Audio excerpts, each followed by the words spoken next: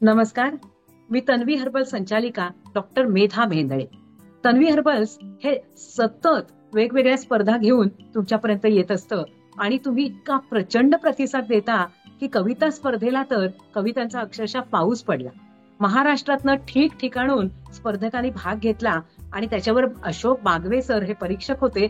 इतकं सुंदर विवेचन, कविता कशी करावी, रसग्रहण कसं करावं, इतकं अतिशय सुंदर रसग्रहण त्यांनी केलं सरांनी की ते लोकांना फार आवडलं. म्हणजे त्याच्यामध्ये सोळंकर सर आणि अशोक बागवे सर यांच्या दोन्ही परीक्षकांचे जे काही मतप्रदर्शन होतं ते अगदी आपल्या स्पर्धकांनी डोक्यावर घेतलं. त्याचप्रमाणे आपण आता नुकतीच जी स्पर्धा जाहीर केली होती, तन्वी प्राशम हेल्थ ड्रिंक उखाणे लेखन किंवा सादरीकरण स्पर्धा, आणि या स्पर्धेला सुद्धा प्रचंड प्रतिसाद मिळाला.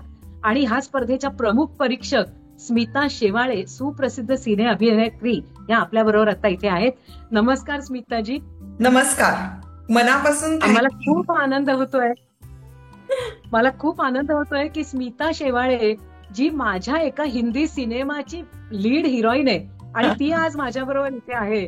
आपण स्क्रीन शेअर करतोय, याचा खूप आनंद आहे मला. आणि ह्या दोन परीक्षा घेऊन आपण ही स्पर्धा घेतली.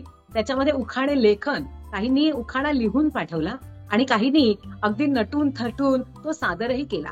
आणि गंमत म्हणजे अगदी 85 वर्षांच्या आज्यांपासून नवविवाहितांपर्यंत सगळ्यांनी ह्याच्यात भाग घेतला. तर त्या बाबतीत आज आपल्याला स्मिता शेवाळे यांच्याशी बोलायचं आहे. त्यानंतर आपल्या दुसऱ्या ज्या परीक्षक होत्या त्यांच्याविषयी बोलायचं आहे आणि त्यानंतर 2 पुस्तकांचं आज आपण प्रकाशन करणार आहोत. ही 2 पुस्तकंही तुम्हाला माहिती आहेत की एक आपण हे जे काही स्पर्धकाचे उखाणे घेतले त्यातले ज्यांनी सांगितलं की आमचे उखाणे तुम्ही पुस्तकात छापा, त्या पुस्तकाचं प्रकाशन आज आपण करणार आहोत. आणि दुसरं महत्वाचं पुस्तक म्हणजे आपल्या प्रमुख फेरीच्या ज्या परीक्षक होत्या, प्रथम फेरीच्या मधुरा परांजपे यांच्या पुस्तकाचं सुद्धा आपण प्रकाशन करणार आहोत. तर त्याआधी स्मिता शेवाळे यांना मी परत एकदा मनपूर्वक स्वागत करते. त्यांच्यापासून सुरुवात करू आणि मग आपण मधुरा परांजपेंचं त्याला आपण जोडू.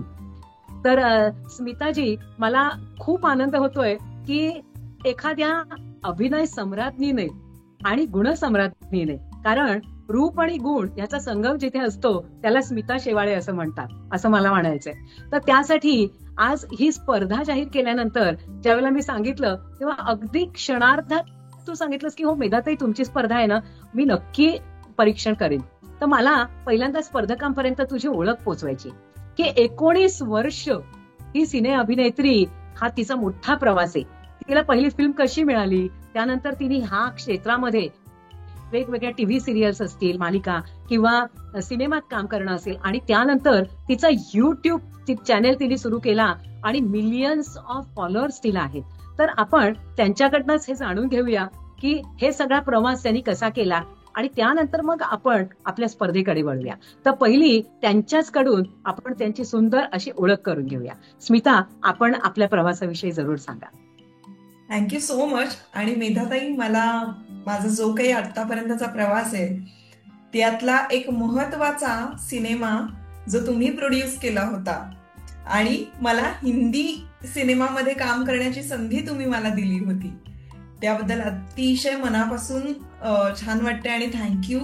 कारण मराठी चित्रपटसृष्टीमध्ये काम केलं मी, पण हिंदीमध्ये जाण्याची संधी तुमच्यामुळे मिळाली आणि आणि तो आनंद तुझ्यामुळे मला मिळाला. दिग्गज कलाकारांबरोबर काम करता आलं. खरं तर या क्षेत्रामध्ये खूप कमी वयात मी आले आणि खरं सांगायला गेलं तर तेव्हा ध्यानीमनी असं काही नव्हतं की या सिनेसृष्टीमध्ये काही करायचंय वगैरे, पण ती संधी चालू आली माझ्याकडे. आणि पण अशी कशी काय संधी अचानक कशी काय आली? ऍक्च्युली मी एक नाटक बघायला गेले होते आणि नाटक बंद पडलं. ते नाटक होतं माकडाच्या हाती चॅम्पियन. ते आधी मारुतीच्या हाती चॅम्पियन होतं. तर त्यावेळेला ते जरा त्यावर वाद झाले, अर्ध्यात नाटक बंद पडलं आणि तिथे मी प्रेक्षक म्हणून गेले होते. तर त्या प्रेक्षकांमधून पोलीस स्टेशनमध्ये कोणीतरी तो काय म्हणतात विटनेस म्हणून जायचं होतं, म्हणून मी गेले होते. आणि तिथे ज्या शुभांगी दामले म्हणून आहेत संचालिका आहे सुदर्शन रंगमंचच्या त्या थिएटरच्या. तर तेव्हा त्यांनी मला तिथे विचारलं पोलीस स्टेशनमध्ये की तू आपल्या कुठल्या नाटकांमध्ये कामं करतेयस का? म्हटलं नाही. मग तुला करायचंय का काम? अच्छा. केलं नाही आणि मला माहित नाही, पण मला आवडेल करायला. म्हणाले मग तुझे फोटोज दे मला. तर मी म्हटलं माझ्याकडे फोटोज नाहीयेत, मी काढलेले नाहीयेत फोटो. आमचं हे कन्व्हर्सेशन झाल्यानंतर सेकंड डे, थर्ड डे मला परत त्या बालगंधर्वाला भेटल्या आणि मला म्हणाल्या की अगं तू घरी ये, फोटो दे, कारण रसिका जोशी नवीन चित्रपट लिहिलाय तिने आणि केदार शिंदे दिग्दर्शित करणार आहेत. अंकुश सर असणार आहे अपोजिट. सो वाटतंय की तू त्या कॅरेक्टरसाठी ऍप्ट आहेस, तर तू दे. आणि मला गंमत वाटली होती, सगळ्यांची नावं ऐकून गंमत वाटली होती. मला असं वाटलेलं मला उगाच ह्या करतायत, पण मी रसिका जोशीला भेटूया आपण जाऊन, माझी आवडती अभिनेत्री म्हणून. मी गेले तर रसिका ताईला मी एवढी आवडले, तिने ताबडतोब माझं फोटोशूट अरेंज केलं. माझं फोटोशूट म्हणजे पहिलं फोटोशूट हे त्यांनी करून घेतलं माझ्याकडून. आणि तर लगेचच हा सिनेमा मला मिळाला एका दिवसात. म्हणजे मी केदार सरांना भेटायला, माझं ऑडिशनही झालं नाही. ते म्हणाले की आम्हाला आमच्या सगळ्यांच्या डोळ्यासमोर जशी स्वाती आम्हाला हवी होती तशी तू वाटतेस. आणि असं सिलेक्शन. किती छान ना.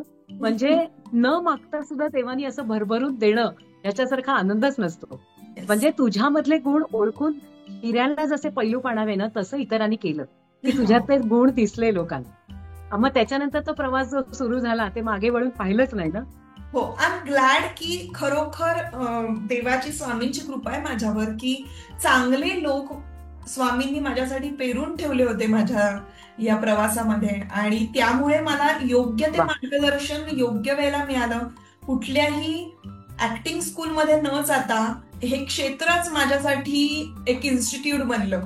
कारण प्रत्येक दिवसागणिक मी वेगवेगळ्या गोष्टी शिकत होते आणि वेगवेगळ्या दिग्गज कलाकारांबरोबर काम करून माझे तिकडे रियाज सुरू झाला होता. आणि पहिला चित्रपट झाल्यानंतर मी डोक्यात हे ठेवलं होतं, थोडीशी समज काय म्हणतात ना ते आई वडिलांचं माझ्या बाबतीतली जी शिकवण होती त्यामुळे असेल, माझ्यामध्ये ती समज 19व्या वर्षी होती. याचं मलाही कौतुक वाटतं खरं तर, की मी कुठलं माध्यम कशासाठी आपण घ्यायचं आणि त्याचं किती प्रेशर घ्यायचं किती घ्यायचं नाही हे माझं इतकंच ठरलं होतं की आपल्याला सगळं जमायलाच पाहिजे असं काही नाहीये. तर आपण हळूहळू शिकणार आहोत आणि शिकत असताना आपल्याला खूप गोष्टींना तोंड द्यावं लागणार आहे याची मी पूर्णतः मला कल्पना होती आणि मी तयारी ठेवली होती. कारण मला आठवतंय की मुहूर्ताला आई बाबा आले होते पहिल्या चित्रपटाच्या आणि डिरेक्टली प्रीमियरला आले होते. क्या बात. म्हणजे मुहूर्ताचे प्रीमियर मध्ये जे काही घडलं ते तू अनुभवलंस. आणि तो प्रीमियर खूप ग्रँड झाला होता, मला आठवतंय प्लाझाला झाला होता प्रीमियर आणि मी त्याला हजर होते. अरे क्या बात आहे. हो, खूप ग्रँड. मला ते आणि तू कुठले कुठले सिनेमा केलेस नंतर? नवीन आणखीन सिनेमा? आतापर्यंत मी ना 23 सिनेमे केले. बाप रे, काय सांगतेस काय. ग्रेट. आणि सिनेमा मालिका पण तेवढ्याच केल्यास ना, दूरदर्शन मालिका? 9 मालिका लीड केल्या. अच्छा, लीड केल्या. हो, ग्रेट. आणि मग त्या मालिकांचा अनुभव कसा होता? उत्तम होता. मी म्हणाले कारण ते शूटिंगचं स्टाईल वेगळी, सगळं वेगळं असतं ना तिथे. म्हणजे खरं सांगायला गेलं तर माझा कोणीही गॉडफादर या क्षेत्रामध्ये नसल्यामुळे मी म्हणाले तसं की मला शिकायचंय तर इथूनच शिकायला मिळणार आहे. मी तिथून घडत होते. कारण 12वी झाल्यानंतर डिरेक्टली मुंबईमध्ये जाऊन इतक्या मोठ्या लोकांबरोबर काम करायचं जे की आपल्या ध्यानीमनी कसलीच तयारी माझी. तर त्यावेळेला एक ठरवलं रोज काम करायचंय ना आपल्याला, मग रोज आपण शिकतोय. मालिकांमध्ये काम रोज करायचंय आणि त्यामुळे माझा रोज अभिनयाचा रियाज होणार आहे हे डोक्यात होतं माझ्या, खरं सांगायचं. त्यामुळे काम येतंय नाही येतंय याच्या पलीकडे मला रोज जे आवडतं ते करायला मिळणार आहे या हेतून मी काम करत राहिले. त्याचे काही चित्रपट म्हणा किंवा काही सिरियल म्हणा, ह्या केल्या नसत्या तरी चाललं असतं. म्हणजे एवढं एवढं काम करण्यापेक्षा. पण माझा हेतू त्यामागे एकच होता की आपल्याला काम करायला मिळतंय आणि आपल्याला रोज शिकायला मिळतंय. आणि कामातनं अनुभव मिळतो. बरोबर. सो ते मी करत गेले आणि त्यामुळे काही चित्रपट चांगले करायला मिळाले, काही फिलर्स होते. नाही, पण काही सांगू का, सिनेमा चांगला वाईट कसाही असो, तुझा अभिनय त्यात बेस्टच होता. किंवा तुला लोकांनी जी शाबासकी प्रत्येक कामाची दिली ना, ती खूप महत्वाची आहे. आणि त्याचबरोबर भरपूर सिनेमा झाले, मालिका झाल्या आणि एक सिने अभिनेत्री म्हणून नाव तू या क्षेत्रात प्रस्थापित केलंस. म्हणजे कोणी गॉडफादर नसताना हे सगळं करणं हे खरंच कौतुकास्पद आहे. आणि त्या जोडीला आता तर युट्यूब चॅनेल तू जो केलायस, किती प्रतिसाद लोकांचा मिळावा, लाखोनी फॉलोअर्स व्हावे. कसं काय केलंस बाई तू हे? कसं आहे, आपल्याला एक स्त्री म्हटल्यानंतर आपल्या वेगवेगळ्या भूमिका आपल्याला आयुष्यात साकाराव्या लागतात. अभिनेत्री जरी असले तरी आता आई आहे, त्यामुळे आई असल्यामुळे मुलाला वेळ देणं खूप गरजेचं आहे. मग बऱ्याचदा वेगवेगळ्या क्षेत्रामध्ये काम करणाऱ्या महिला ज्या असतात त्या काही वर्ष लीव्ह घेतात, मॅटर्निटी लीव्ह घेतात किंवा मग वर्क फ्रॉम होम करतात. अशा गोष्टी सुरू करतात. कारण अर्थात काही वेळ हा तुमच्या आयुष्यातला हा तुमच्या मुलांसाठी देणं गरजेचंच असतं. आणि मी सिंगल पॅरेंटिंग करत असल्यामुळे मला असं वाटतं की मी हा वेळ माझ्या मुलासाठी देणं अत्यावश्यक आहे. कारण एक कोणीतरी पॅरेंट त्याच्या बरोबर असणं खूप गरजेचं आहे. जर का ती मी आहे तर माझी पूर्ण रिस्पॉन्सिबिलिटी आहे की मी त्याला वेळ. अगं तुला सांगू का की तुझे एवढे फॅन आहेत ना, की तुझी फॅमिली एवढी मोठी झालीये. तू सिंगल पॅरेंट नाहीयेस, तर तू एवढी मोठ्या फॅमिलीची एक तू मेंबर आहेस. त्यामुळे आमच्यासाठी खूप अभिमानाची गोष्ट आहे. आणि ज्या वेळेला मी तुला सांगितलं की आपण ही उखाणे स्पर्धा घेतोय, तर तुला पहिल्यांदा असं वाटलंच नाही ना, अरे बापरे उखाणे आणि मग हे काय काय त्या म्हणणार, ते सगळं त्यातला अभिनय, त्यांचं दिसणं, त्यांनी बोलणं किंवा त्यांचं लेखन. तर कसा काय अनुभव वाटला या स्पर्धेचा? अतिशय छान होता. म्हणजे उखाणे वगैरे इतके क्रिएटिव्हली सादर केले सगळ्यांनी. मला त्याचं कौतुक वाटतंय खूप जास्त. प्रत्येक स्पर्धकासाठी हे ऐकण्यासारखं आहे की स्मिता शेवाळे सांगतायत की तुमचा उखाणा छान होता.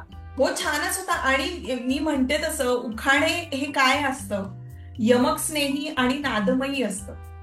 त्यांनी तो उखाणा बनतो. किंवा उखाण्यामध्ये काय असतं की आपण वेगवेगळ्या प्रकारचे काव्यात्मक गोष्टी आपण त्याच्यामध्ये गुंफतो आणि ते अगदी काय म्हणूया ऍप्ट वेनं सगळ्या महिलांनी केलंय. त्यांच्या परीनं त्यांनी खूप छान प्रयत्न केला आणि व्हरायटी ऑफ उखाणे होते. मला ह्याचं कौतुक.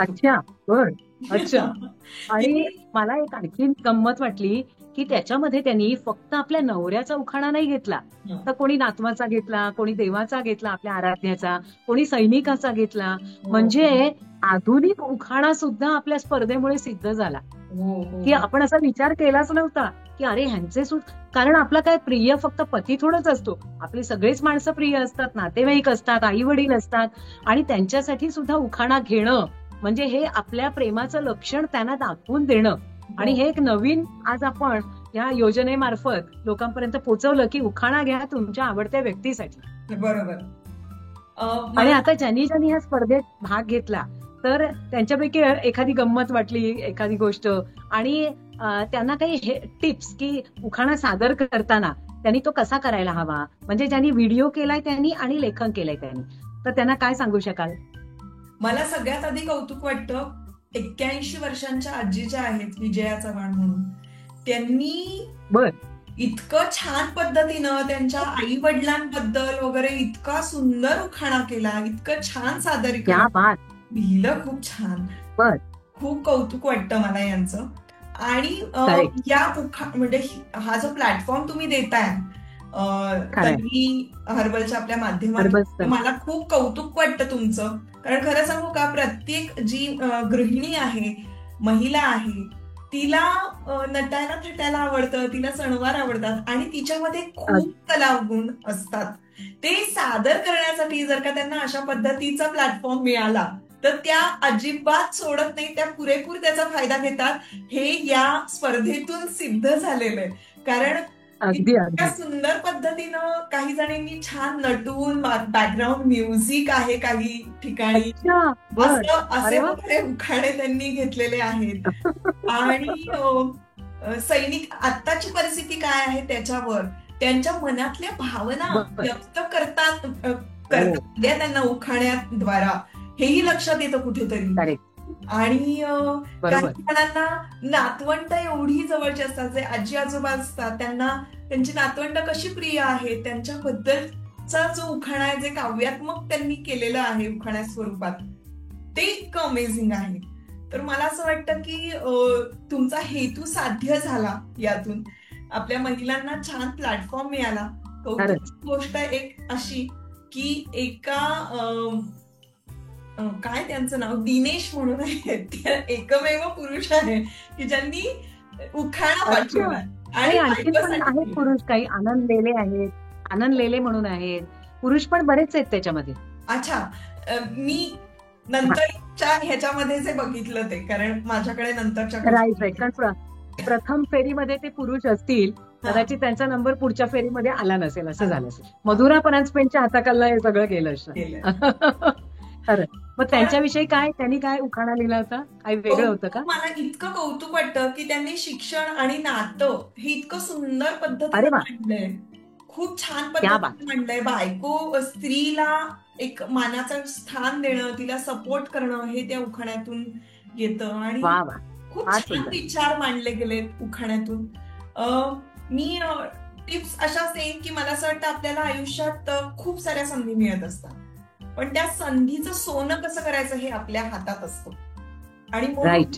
मी या निमित्ताने असं सांगेन की आपल्याकडे येणारी छोटी अपॉर्च्युनिटी जर का आपण ती ग्रॅब करणार असं ठरवलं असेल, आपण जर का निर्णय घेतला असेल की आपल्याला ही अपॉर्च्युनिटी ग्रॅब करायची आहे, तर त्यामध्ये आपण 100% दिलं पाहिजे आणि ते आनंदाने केलं पाहिजे. कारण त्याचा आनंद तुम्ही पार्टिसिपेट होता याच्यातच आलं सगळं. तुम्ही ज्या पद्धतीनं त्या गोष्टीचा आनंद घेता, तेव्हाच इतरांना आनंद मिळू शकतो. कारण खरी गोष्ट. वाईब्स त्यांच्यापर्यंत पोहोचवत असतो तसे. आणि ज्यांनी ज्यांनी भाग घेतला ना, तो प्रत्येक जण हा विजेताच आहे आपल्या दृष्टीने. हो, कारण ते भाग घेतात, इथपर्यंत त्यांनी काम केलं, हेच खूप मोठं आहे. ते पहिलं पाऊल हेच महत्वाचं असतं. आणि त्यातनं आता विजेता निवडणं हे करावं लागतं, म्हणून आपण करायचंय. पण प्रत्येकाचे उखाणे हे विजेते पात्रच आहेत, असं आपण म्हणू शकतो. अगदी अगदी. खरंच खूप छान लिहिलेले, पण खूप छान आहे, सादरीकरण खूप छान आहे. ज्याची उत्सुकता आता इतकी शिगेला पोचलेली आहे की प्रत्येकाला असं वाटतं की स्मिताताईंच्या तोंडून रिझल्ट आम्ही कधी ऐकू. तर आता पहिला कशाचा रिझल्ट आपण सांगताय? पहिला मला असं आणि वाटतं हा जो रिझल्ट आहे, हा पूर्णपणे प्रथम फेरी परीक्षक आणि प्रमुख परीक्षक यांनी घेतलेला आहे. तन्वी हर्बलनी ह्याच्यात कुठेही ढवळाढवळ केलेली नाही, कारण त्यांना त्यांचं पूर्ण स्वातंत्र्य आम्ही दिलं की त्यांना मनसोक्त वाचून त्याचा रसास्वाद घेऊन मग त्यांनी आम्हाला रिझल्ट सांगायचा आहे. तर हा निकाल घोषित करताना त्यांना जितका आनंद आहे तितकाच आम्हालाही आनंद आहे. तर आता आपण स्मिताताईंकडनं उखाण्याचा निकाल ऐकूया. तर आधी आपण लेखनाचा निकाल लावूया. ओके. आणि 5 आपण विनर्स याच्यामध्ये काढलेले आहेत. आणि 5पासून आपण पहिल्या विनर पर्यंत जाऊया, येऊया. तर लेखनासाठी मी म्हणाले मगाशी तसं की कौतुक आहे की पुरुष मंडळी सुद्धा अशा पद्धतीनं काव्यात्मक रीतीनं या स्पर्धेमध्ये भाग घेतात आणि ते व्यक्त होत आहेत, उखाणा घेत आहेत. आणि तो खूप आताच्या काळासाठी साजेसा असा उखाणा आहे. तर ते आहेत दिनेश भदाणे. 5 नंबरवर आहेत ते. अरे वा वा वा. अभिनंदन. अभिनंदन, तुमचं खूप खूप अभिनंदन. खूप छान तुम्ही उखाणा लिहिला. त्यानंतर 4था नंबर येतो जानकी गंगल. जानकी गंगल यांनी सुद्धा खूप छान उखाणा घेतला. काय नाव आहे? जानकी गंगल. गंगल. जानकी ताई, तुमचं पण अभिनंदन. 3रा नंबर आहे दीपाली पाटील. अरे वा, खूप अभिनंदन. खूप मनापासून तुमचं सगळ्यांचं अभिनंदन. त्यानंतर 2रा नंबर आहे मोहिनी दिल थाम के बैठो. कुलदीप. मोहिनी कुलदीप. मोहिनी कुलदीप. मी परत एकदा अनाऊन्स करते हा दुसरा नंबर. हा. आणि दुसरा नंबर आहे मोहिनी कुलदीप. अरे वा, खूप अभिनंदन. अभिनंदन तुमचं. आणि आता पहिला नंबर कोणाचा?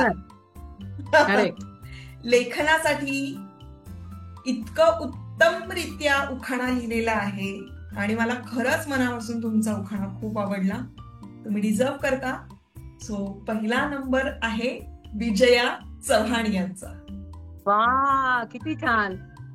खूप अभिनंदन. खूप मनापासून अभिनंदन सगळ्या पार्टिसिपेंट्सचं सुद्धा आणि जे या पाचात आलेले आहेत त्यांचंही खूप मनापासून अभिनंदन. आता हे झालं लेखनाचं.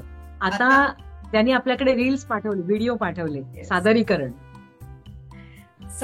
आणि त्याच्यामध्ये जास्त कस लागला असेल कारण एका अभिनेत्रीने ते बक्षीस दिलेलं आहे, त्यामुळे त्यांच्यासाठी खूप मानाची गोष्ट आहे. Yes yes yes. यामध्ये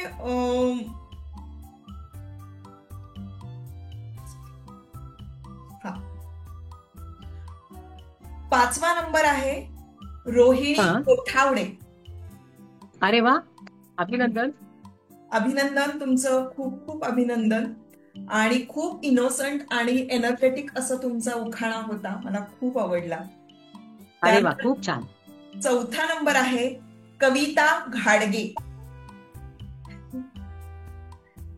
तुमचं कविता ताई मनापासून असं कौतुक आहे, कारण तुम्ही फॅमिली ट्री बद्दल इतकं छान एक्सप्लेन केलंय तुमच्या उखाण्यामध्ये आणि सादरीकरणही उत्तम. त्यानंतर पुढचा नंबर, तिसरा नंबर जातो उमा आंद्रे. उमा आंद्रे, खूप मनापासून तुमचं. अरे वा, उमाताई, अभिनंदन. अभिनंदन, खूप मनापासून अभिनंदन. साडी, नथ, त्यानंतर थोडीशी तुम्ही जी काही ऍक्टिंग केलेली आहे आणि मराठी सणांचं उत्तम प्रेझेंटेशन, त्यामुळे तुमची जी एनर्जी होती ती भावली. त्यामुळे तुमचा तिसरा नंबर आहे. खूप छान, मनापासून अभिनंदन तुमचं. तर दुसरा नंबर आहे नंदिनी कामतेकर आणि खूप खूप यांचं, कारण साडी, नथ आणि फॅमिलीसाठी असा खूप सुंदर स्पष्टीकरण असलेला हा उखाणा होता. त्यानंतर होतं, कॉन्फिडन्स खूप मस्त होता यांचा. आणि खूपच छान उत्तम रीतीनं तुम्ही जी आहे ती सादरीकरण होतं, त्यामुळे मला तुमचं हे सादरीकरण खूप आवडलं. त्यामुळे कॉंग्रॅच्युलेशन्स. आणि आता पहिला नंबर आहे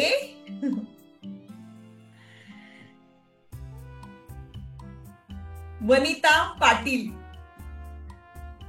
अरे वा, वनिताजी, खूप खूप अभिनंदन तुमचं. साडी, नथ, पहिली 5 अशी 10 बक्षिसं आज तुम्ही डिक्लेअर केली आहेत. येस. उखाणा सगळंच खूप खूप छान होतं, खूप मस्त होतं आणि एनर्जेटिक होता परफॉर्मन्स. त्यानंतर प्रेझेंटेशन खूप अप्रतिम होतं. तुमच्या सगळ्यांचं. अरे वा, किती छान, खूप कौतुक. आणि खूप धन्यवाद स्मिताताई, आज तुम्ही एवढा वेळ दिलात ह्या सगळ्या स्पर्धकांसाठी. आणि एवढा नुसता वेळ दिला नाही, त्यांचं प्रत्येकाचं लेखन, उखाणा बघणं, व्हिडिओ, हे सगळं करून आज तुम्ही जे मोठं काम केलंय आणि त्यांच्या जीवनामध्ये खूप मोठा आनंद तुम्ही त्यांना दिलाय. त्यामुळे तुमचे खूप धन्यवाद. आणि असंच आपण तन्वी परिवारातल्याच आहात, त्यामुळे तुम्ही आमच्याशी सतत अशाच जोडलेला राहा. आज आपण ज्या प्रथम फेरी आपली ज्यांनी घेतली होती त्यांनी एक पुस्तक प्रकाशित त्यांचं आपण केलं, उखाण्यांचं. तर हे नाव आहे त्याचं, तन्वी हर्बल उखाणे संग्रह. आणि हा मधुरा परांजपे यांनी 200 उखाणे लिहिले, त्यासाठी हा आपण खास त्यांचा उखाणे संग्रह प्रसिद्ध केलाय. हा आम्ही मधुराताईंनाही गिफ्ट करणार आहोत. आणि हा केवळ भेट म्हणून लोकांना देण्यासाठी हा आम्ही बनवला, की एखादी जर खरोखर इतकं सुंदर काम करत असेल उखाण्यांचं, तर त्यांना आम्ही उखाणेकार असं संबोधून हे पुस्तक प्रकाशन केलंय. त्यामुळे ह्या पुस्तकाचं प्रकाशन झालं असं मी जाहीर करते. नमस्कार, माझं नाव सौ मधुरा मोहन परांजपे. तन्वी हर्बल्सच्या संचालिका डॉक्टर मेधा मेंदळे यांनी उखाणे स्पर्धा आयोजित केली होती. त्याला भरभरून प्रतिसाद मिळाला. सदर उखाण्यांचे प्राथमिक फेरीचे परीक्षण करण्याची माझी नेमणूक केली होती व मला उखाणेकार असे संबोधण्यात आले. त्यासाठी मेंदळे मॅडमचे आभार. या स्पर्धेमध्ये एकूण 144 उखाणे प्राप्त झाले. सदर उखाण्यांचे परीक्षण करताना मला खूपच आनंद मिळाला. यातील बरेचसे उखाणे खूप चांगले होते.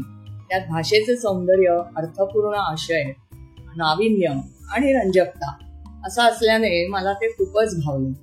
सदर स्पर्धा ही अत्यंत अटीतटीची झाली असे मला प्रामाणिकपणे वाटते.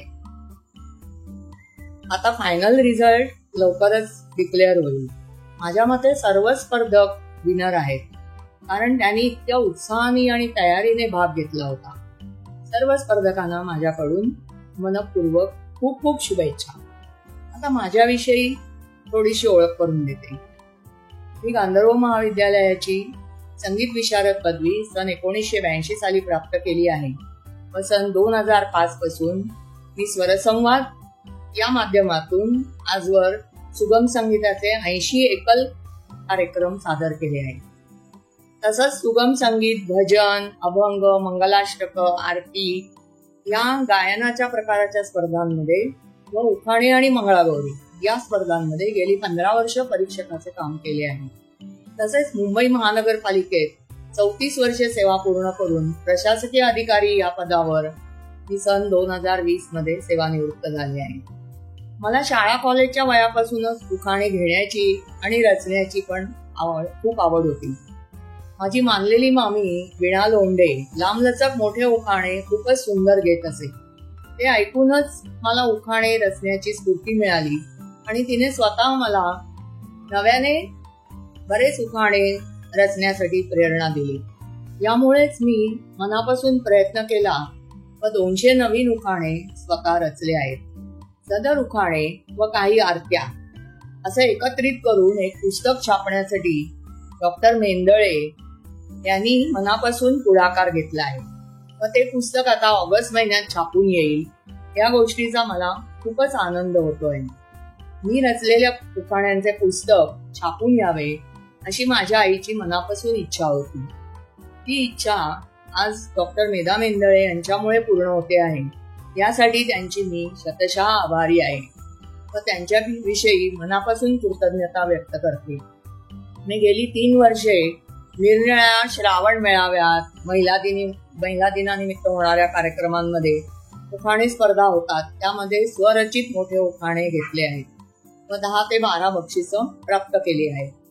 त्यातील मला अत्यंत आवडलेले आणि बक्षीस पात्र ठरलेले असे 2 उखाणे आपल्यासाठी घेते आणि माझे मनोगत संपवते.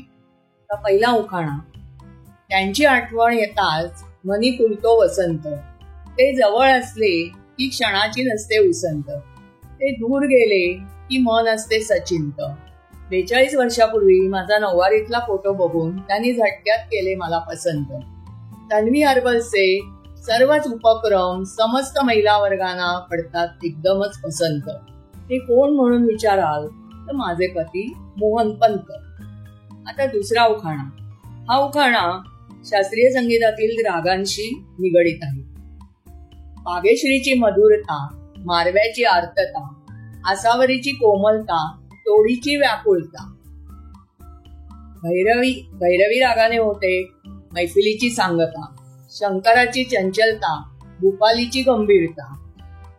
तन्वी हर्बल्सचे सर्व उपक्रम महिला वर्गांची जागवतात रसिकता.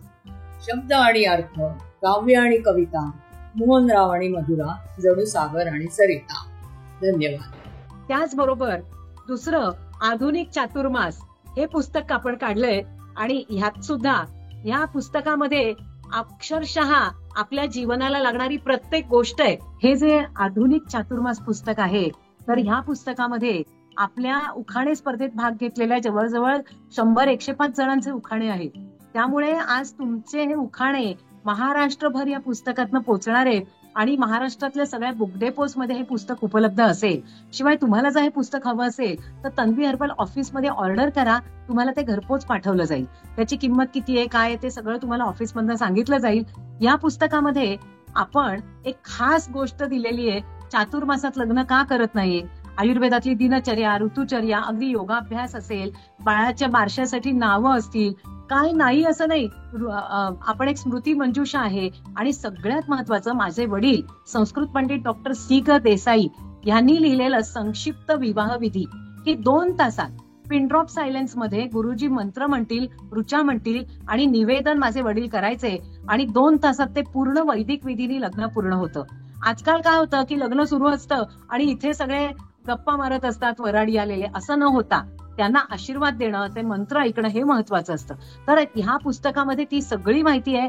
तेव्हा हे पुस्तक हे तुम्ही सगळ्यांनी लिहिलेले उखाणे ह्यात आहेत. स्मिताताईंचाही उल्लेख ह्यात आहे की त्यांनी असं असं परीक्षण केलं. मधुरा परांजपेंचा उल्लेख आहे. आणि हे पुस्तक तुम्ही तर मागवाच, पण सगळ्यांना हे पुस्तक विकत घेऊन घरात ठेवायला सांगा. कारण आता गणपती येत आहेत, तेव्हा आरत्या, कहाण्या हे सगळं त्याच्यामध्ये, मंत्र पुष्पांजली आहे, सगळंच आहे. आणि तुम्हाला आवश्यक असणारी सगळी माहिती ह्याच्यात आहे. स्मृती मंजुषा आहे. तेव्हा हे पुस्तक बुगडे पोचमधनंही मिळेल. आणि आज तुम्ही महाराष्ट्राच्या कानाकोपऱ्यात हे उखाणे घेऊन पोचलात, हा खूप आनंद आहे. आणि याच्याच बरोबर ह्या पुस्तकाचंही प्रकाशन झालं असं मी जाहीर करते. डिम्पल पब्लिकेशन यांनी हे पुस्तक छापलंय. खूप मोठी प्रकाशन संस्था आहे आणि त्यांनी हे पुस्तक तुमचं काढावं ही खूप मोठी आनंदाची गोष्ट आहे. आणि ह्याच्यामध्ये आधुनिक चातुर्मास, म्हणजे चातुर्मास पाळतो आपण, आधुनिक पद्धतीने कसा पाळावा. आता भोंडल्याची गाणी आहेत, तर आता सासुरीच्या वाटे कुचू कुचू काटे कशाला, आपण चांगलं पण काहीतरी म्हणू शकतो असा विचार घेऊन तशी गाणी लिहिलेली आहेत. खूप सुंदर माहिती तुम्हाला यातनं नक्की मिळणार आहे. अगदी मृत्यूपत्र असेल, इन्व्हेस्टमेंट कशी करावी, मृत्यूपत्र आपलं कसं करून ठेवावं, इतकी सगळी माहिती, जगातले देश असतील, पाडे असतील, काय नाही असं नाही, ते जीवनशास्त्र म्हणून पुस्तक आहे. आणि याच्याच बरोबर पुढची आपली स्पर्धा आपण आता डिक्लेअर करतोय, ती म्हणजे तन्वी विटाग्रासो टॅब्लेट्स सुभाषित लेखन आणि पठण स्पर्धा. कुठलंही एक सुभाषित लिहून काढा, त्याचा अर्थ लिहून काढा आणि आम्हाला पाठवा 9820075813 या नंबरवर. आणि तुम्ही ते म्हणून त्याचा व्हिडिओ बनवा, त्याचा अर्थही सांगा आणि तो आम्हाला पाठवा. आणि आपल्या ठाण्यातल्या सुप्रसिद्ध संस्कृत तज्ज्ञ मेधाताई सोमण ह्या परीक्षण करणार आहेत. ह्याच्यासारखी दुसरी पर्वणीच नाही. कारण संस्कृतचं वर्चस्व, पांडित्य त्यांचं इतकं छान आहे की त्यांच्यासारख्या गुरु या सगळ्या सुभाषित म्हणणाऱ्यांना मिळणं त्याच्यासारखी दुसरी गोष्ट नाही. आणि त्यांनी एक छोटासा व्हिडिओ पाठवलाय की तुम्ही सुभाषित कसं म्हणा, तर तोही मी ह्याच्यानंतर जोडते, म्हणजे तुम्हाला कळेल की त्यांना तुमच्याकडून काय अपेक्षित आहे, की तुम्ही सुभाषित कसं म्हणावं, तोही जोडते. आणि जे जे आता विजेते आहेत त्यांना सगळ्यांना घरपोच ट्रॉफी आणि बक्षिसं पाठवली जातील. विजेत्यांचं आणि सगळ्यांचं अभिनंदन. नमस्कार संस्कृत प्रेमी स्पर्धकांनो, मी प्राध्यापक मेधा सोमण. संस्कृत महापंडित डॉक्टर प्राध्यापक सी.ग. देसाई यांच्या स्मृतिप्रित्यर्थ तन्वी विटाग्रासो टॅब्लेट्स 2 स्पर्धा आयोजित करीत आहे. एक आहे सुभाषित पठण आणि सुभाषितांचा अर्थ सांगणे, आणि दुसरी स्पर्धा आहे सुभाषित लेखन आणि त्याचा अर्थ लिहिणे. अशा 2 स्पर्धांचं आयोजन केलं जाणार आहे. आनंदाची गोष्ट म्हणजे या स्पर्धेसाठी वयाची अट नाही, कुणीही या स्पर्धेमध्ये भाग घेऊ शकते. आपल्याला माहितीये सुभाषित ही मधुर आणि गेय असतात.